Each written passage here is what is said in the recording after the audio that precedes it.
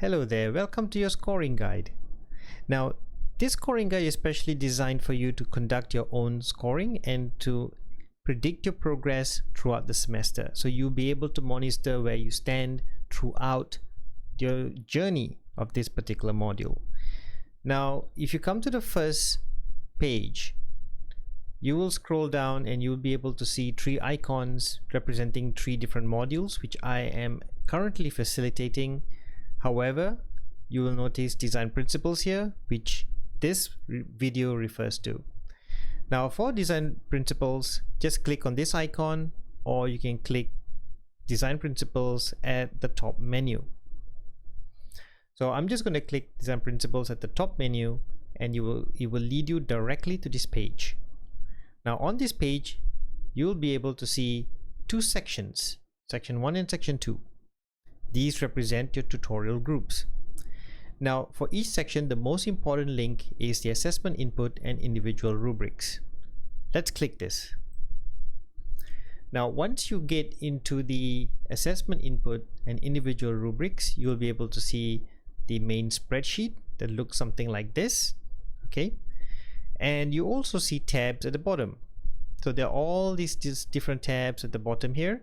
So, and also they are aligned with the linked numbers at the sidebar here, this column. Okay, so you can reach the tabs, okay, especially the tab which is hard to reach, through the link, or you can just simply click on a tab. Now let's just click on a tab and see what happens. I'm going to click on tab number 4. Now when I click on tab number 4, you'll be able to see an entire rubric for one student. Now each student will have one tab. So these are aligned, they correspond to each student along this column too. Now let's go back to tab number 4. Now in tab number 4, you will see 4 main components, 4 main weightage, which is 30%, 15%, 15%, and 40%. And each one of them have a scale. Now in this scale, you will notice 4 different categories. So these 4 categories, you will notice beginning, developing, mastering, and outstanding. Now each component here has different descriptions for each scale, and they have different measurement for each scale. So the trick is this: you cannot edit anything here except for the sections that says input your scores here. This refers to these white boxes here. Okay, these white boxes. So for each scale, choose the right measurement for yourself and place it in these boxes.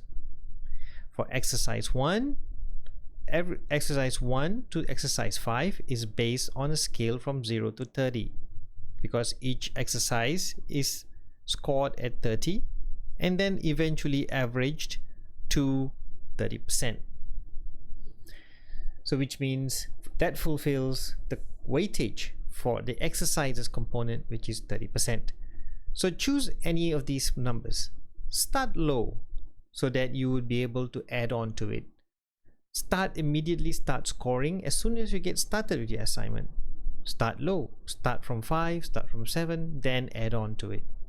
Then by the time just before submitting your assignment, you can actually score yourself, give you a predictable score, and let's see if the main assessor would agree with your score, because I will have to eventually moderate your scores. Now, how do I moderate your scores?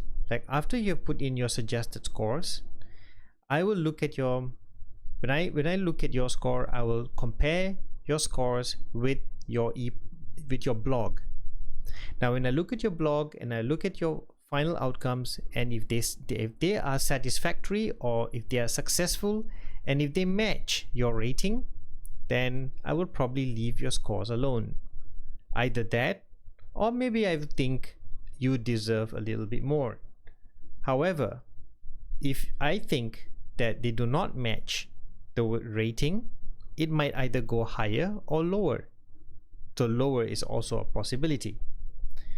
So to understand what the criteria and requirements are, read these descriptions and also take note of initiative.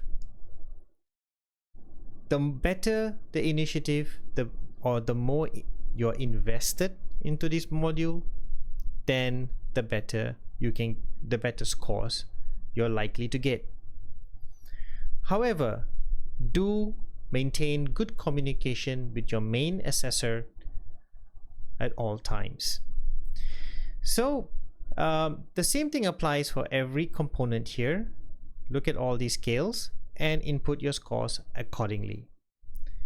So get started and give it a try. So this is how your individual rubrics will look like. So each one of you will have one rubric each. So there's a comment section here, and you are able to make your comments here, but do sign off your comment. Put your name here so I know that you commented this, but I can also reply to this comment over here. So, but although most of the time I give you verbal comments, however, there may be exceptions that I might give some of you written comments to respond to your own comments.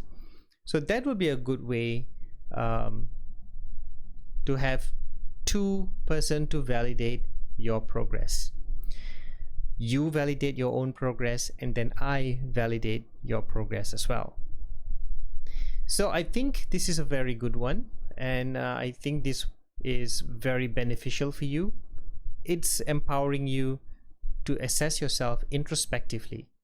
That way you'll be able to understand how your progress is going and self-assess to make the right decisions to developing your work. So that's the assessment input sheet. Now once you've done that, close this sheet.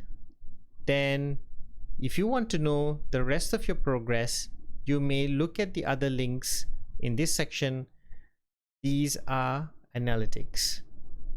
The most important links is the leaderboard and the progress chart.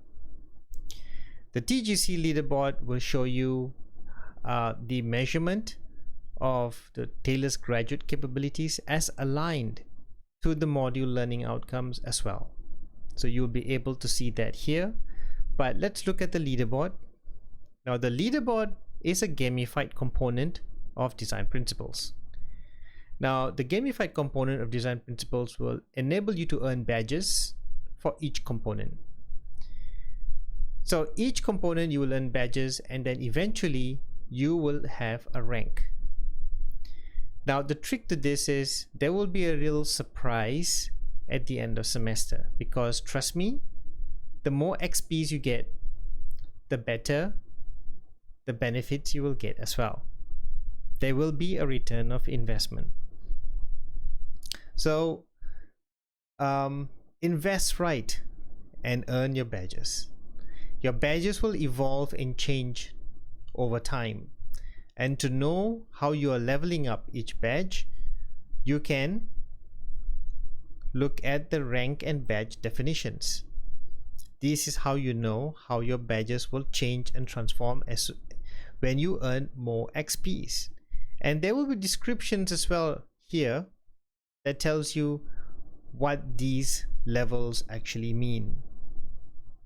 So feel free to look at these at your own pace.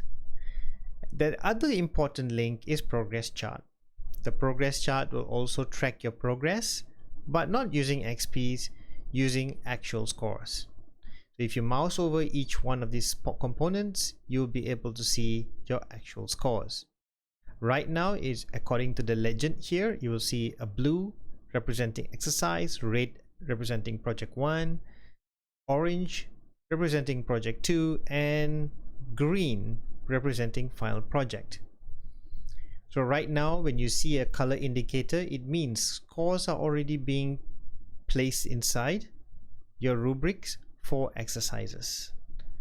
Now as time goes by, you will see red, yellow, and green. So I hope you understand how this progress chart works, and I believe you'll get the hang of it. So that's it. These are the analytics. Explore it on your own, and the same thing applies to section 2. So either one of sections will benefit from this.